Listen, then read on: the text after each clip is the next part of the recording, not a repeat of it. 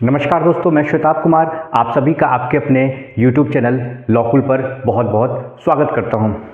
दोस्तों, जैसा कि आप सभी जानते हैं कि 1 जुलाई 2024 से 3 नए मेजर क्रिमिनल लॉज पूरे देश में लागू हो चुके हैं। उसमें कुछ नए टर्म्स को भी जोड़ा गया। निश्चित तौर पे जब नया कानून बना है तो उसमें कुछ नई बातों को जोड़ा गया होगा। क्रिमिनल मामले में बेल एक बहुत ही इम्पॉर्टेंट टॉपिक है। चाहे आप जुडिशरी के एग्ज़ाम की तैयारी कर रहे हो, चाहे आप वकालत के पेशे में हो या किसी भी तरीके से आप कानून के क्षेत्र से जुड़े हैं, तो आपको बेल के बारे में जानकारी होनी चाहिए। 2 ऐसे टर्म्स हैं बेल से संबंधित यानी जमानत से संबंधित, जिन्हें कि नए आपराधिक कानून BNSS के तहत जोड़ा गया है। BNSS स्टैंड्स फॉर भारतीय नागरिक सुरक्षा संहिता 2023। क्या है BNSS का फुल फॉर्म? एग्जाम में आपसे यह फुल फॉर्म पूछ भी लिया जाएगा। BNSS 2023। इस कानून को मंजूरी कब मिली?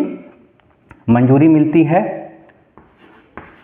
25 दिसंबर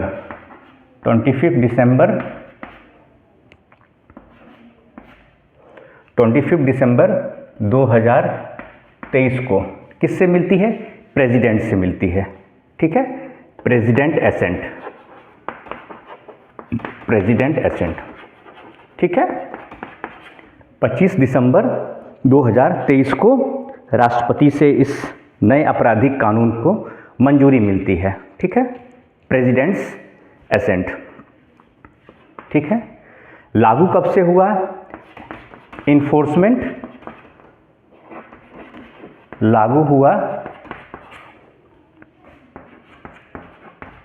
1 जुलाई 2024। यह आपसे सवाल पूछा भी जाएगा। ठीक है, देख लीजिए आप, यह सवाल आपसे पूछा भी जाएगा। तो इस नए कानून में जो ये प्रोसीजर लॉ है, आपका क्रिमिनल प्रोसीजर लॉ है, यह CRPC को रिप्लेस करके आया है। किसको रिप्लेस करके आया है? ये CRPC 1973। ठीक है, CRPC 1973। ठीक है,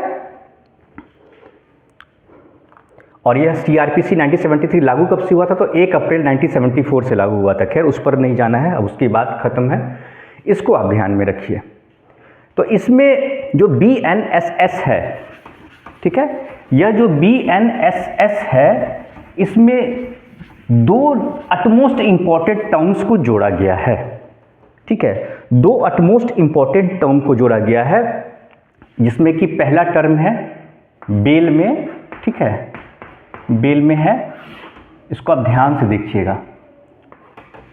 एक है बेल बॉन्ड, एक है आपका बेल बॉन्ड। ठीक है, ये 2D में है आपको डिफाइन, बेल बॉन्ड, और एक है बॉन्ड, यह है आपको 2E में डिफाइन। ठीक है, ध्यान से देखिएगा, बेल बॉन्ड और बॉन्ड, यही 2 टर्म है जिसको आपको समझना है। जो हमारे साथी वकालत के पेशे से जुड़े हैं या जो जुडिशरी के एग्जाम की तैयारी कर रहे हैं, इन दोनों टर्म को आपने सुना होगा, कभी ना कभी आपने सुना होगा इस टर्म को, बेल बॉन्ड और बॉन्ड। लेकिन यह डिफाइन नहीं था, CRPC में डिफाइन नहीं था। लेकिन जो नया प्रोसीजर लॉ BNSS आया है, उसमें इसे डिफाइन किया गया है, बेल बॉन्ड और बॉन्ड। तो यह जो बेल बॉन्ड होता है, बॉन्ड क्या होता है? देखिए, जब भी कोई क्राइम होता है, ठीक है, क्राइम के बाद है कि जो पुलिस ऑफिशियल्स होते हैं, जो आरोपी होते हैं, उनको अरेस्ट करती है, एक्यूज्ड पर्सन्स को। ठीक है, तो वो उन्हें जैसा भी कोर्ट का आदेश होता है, जुडिशियल कस्टडी या पुलिस कस्टडी में उन्हें भेजा जाता है। फिर उनके रिलीज की बात होती है। ठीक है, एक्यूटल की नहीं बात होती है, रिलीज की बात होती है, रिहाई की बात होती है। उन्हें बरी नहीं किया जाता है। बरी का मतलब हो गया एक्यूटल, बाइज्जत बरी कर दिया गया, वह हो गया एक्यूटल। लेकिन फॉर टाइम बीइंग, कुछ समय के लिए उनकी रिहाई की बात होती है, उससे ही हम कहते हैं बेल, जमानत। यह क्या हो गया? जमानत।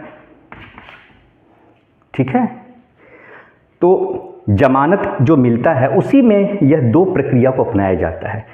जो जिस व्यक्ति को जमानत दिया जाता है, जो एक्यूज्ड पर्सन है, जिसे जमानत पे छोड़ा जाता है, ठीक है, फॉर ए टाइम बिंग कुछ जमानत उन्हें छोड़ा जाता है, तो उसके लिए या तो उन्हें न्यायालय में बेल बॉन्ड फर्निश करना होता है, ठीक है, बेल बॉन्ड दाखिल करना होता है, या फिर उन्हें बॉन्ड न्यायालय में दाखिल करना होता है। अब यह करना क्यों होता है?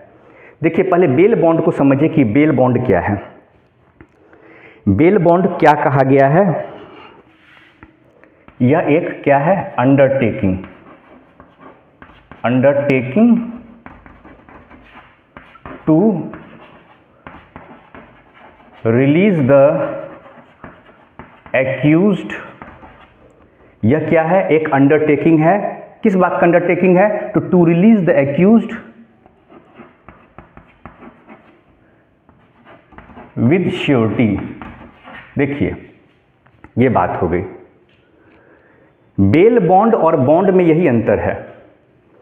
बेल बॉन्ड और बॉन्ड में यही अंतर है कि यहां पर दोनों में बात है रिलीज की ही, लेकिन यहां पर जो रिलीज होगा, यहां पर जो रिलीज की बात की गई है वो एक अंडरटेकिंग लिया जाएगा कोर्ट से, एक अंडरटेकिंग इन रिटर्न लिया जाएगा, श्योरिटी। ठीक है, और यह रिलीज किया जाएगा, किसको रिलीज किया जाएगा? तो एक्यूज्ड को रिलीज किया जाएगा। कैसे किया जाएगा? तो श्योरिटी। श्योरिटी यानी जमानतदार। कोर्ट कहती है ना कि 10,000 के 2 जमानतदार आप हमें ला कर दीजिए, तो 10,000 2 का मतलब क्या हो गया? ऐसा थोड़ी कि नगद की डिमांड होती है, पैसे की डिमांड नहीं होती है। उतने वैल्यू का आपको कागज देना पड़ता है कोर्ट में, जो आपका प्रॉपर्टी है, उतने वैल्यूएशन की जो प्रॉपर्टी होती है, जैसे ज़मीन की रसीद हो गई, ठीक है, जैसे ज़मीन की रसीद हो गई, वह 2 लोग आएंगे जो आपको जानते हैं, जो यह जो श्योरिटी है ना, यह जो श्योरिटी है, जमानतदार जो कि आपकी गारंटी लेते हैं, ये जो एक्यूज्ड है ना, एक्यूज्ड की गारंटी लेते हैं, यह श्योरिटी गारंटी लेते हैं कि साहब जब न्यायालय को इनकी ज़रूरत होगी, यह जो एक्यूज्ड है यह आएगा, हम इसकी गारंटी लेते हैं। जब मामले की सुनवाई होगी, जब केस की सुनवाई होगी, ट्रायल होगा, तो इन्हें जब न्यायालय में तारीख होगी, तारीख पर यह उपस्थित रहेंगे, न्यायालय की जो कार्रवाई होगी उसमें हाजिर रहेंगे। ऐसे थोड़ी है कि बेल हो गया और बस उसे छोड़ दिया, फिर तो कहीं भी भाग जाएगा, ठीक है, कहीं भी भाग जाएगा। तो उसी के लिए यह अंडरटेकिंग लिया जाता है, एक अंडरटेकिंग लिया जाता है विद श्योरिटी। 2 जमानतदार हो गए, 1 जमानतदार हो गए, जनरली 2 जमानतदार होते हैं, ठीक है, और उनसे एक बंध पत्र लिया जाता है, बेल बॉन्ड, ठीक है, बेल बॉन्ड उनसे फर्निश किया जाता है, जिसमें कि जो जमानतदार होते हैं उनका भी आधार कार्ड होता है, उनका पूरा डिटेल होता है, वो परिवार के लोग होते हैं या उनके चाचा हो गए या कोई रिश्तेदार हो गए जो एक्यूज्ड पर्सन को अच्छे से जानते हैं, ताकि वैसी स्थिति में अगर एक्यूज्ड ना आए तो इन लोगों के माध्यम से उसको न्यायालय में उपस्थित कराया जाएगा, ठीक है। इन्हीं श्योरिटी के माध्यम से, जो जमानतदार हैं, इनके माध्यम से एक्यूज्ड पर्सन को जो है न्यायालय में उपस्थित कराया जाएगा, हाजिर कराया जाएगा, नहीं तो इनका बेल भी जो है कैंसिल हो जाएगा, ठीक है, बेल कैंसिल कर दिया जाएगा। तो इसीलिए यह आपको श्योरिटी की ज़रूरत पड़ती है बेल बॉन्ड के मामले में, ठीक है। यहाँ कोर्ट अंडरटेकिंग लेती है और बेल बॉन्ड फर्निश किया जाता है, उसके बाद उसको जमानत पे रिहा किया जाता है। अभी छोड़ा नहीं गया है, बरी नहीं किया गया है, रिहा किया गया है, एक्यूटल नहीं हुआ है, अभी सिर्फ बेल मिला है, ठीक है, ठीक है। अब वही बात आती है बॉन्ड की। अब यह बॉन्ड क्या है? यहाँ भी बॉन्ड है, यहाँ भी बॉन्ड है, सिर्फ यहाँ बेल बॉन्ड जुड़ गया। देखिए बेल बॉन्ड में क्या हो गया, आपको श्योरिटी की जरूरत पड़ती है, ये सबसे इंपॉर्टेंट है, यहीं से देखिए अंतर है। और बॉन्ड में क्या होता है, इसमें जो रिलीज होता है, इसमें जो रिलीज किया जाता है, released on personal undertaking, personal undertaking, personal undertaking पे होता है। किस पर होता है यह जो रिलीज किया जाता है, यह रिलीज किया जाता है पर्सनल अंडरटेकिंग,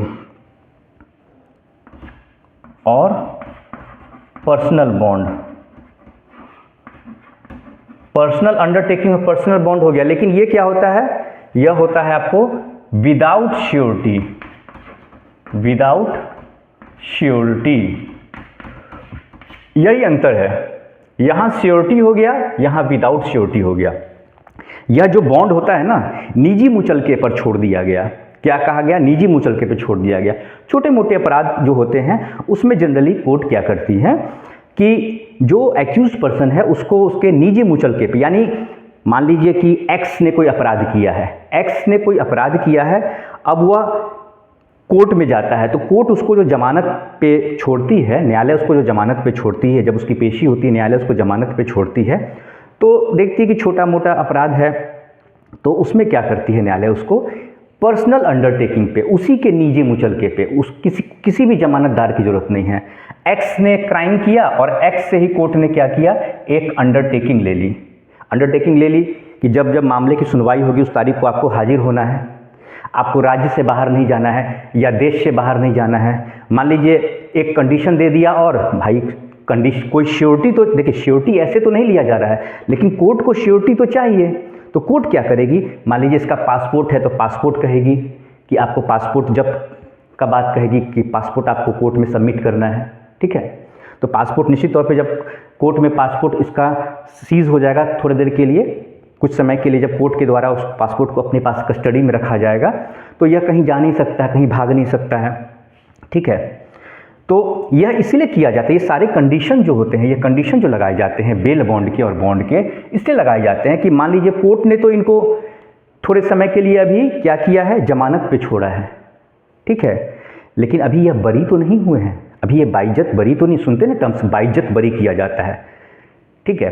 तो अभी तो बाइज्जत बरी कैसे, अभी तो ट्रायल बाकी है, सिर्फ यह पुलिस कस्टडी या जुडिशियल कस्टडी में नहीं होंगे, बस यही है, यानी जेल में इन्हें नहीं रहना होगा, जेल का हवा इन्हें नहीं खाना होगा।